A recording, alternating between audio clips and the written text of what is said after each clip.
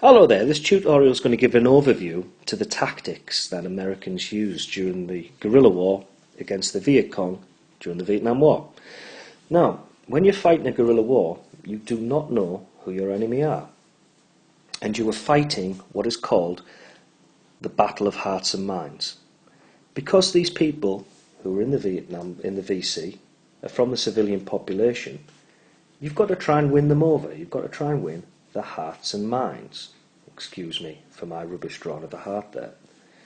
So what does this mean? What should the Americans have done if they were trying to win hearts and minds?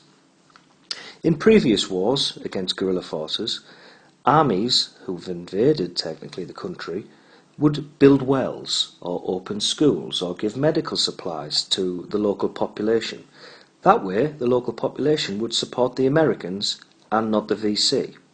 So that's the aim, okay?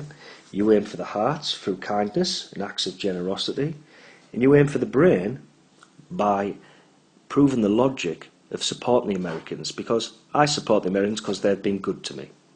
So that's how you allegedly win a guerrilla war, by appealing the hearts and minds.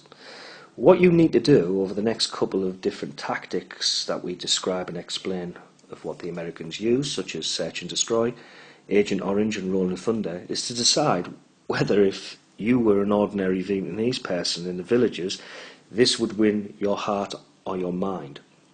You're going to find in all cases that it doesn't, and that the Americans never fully considered the Battle of Hearts and Minds.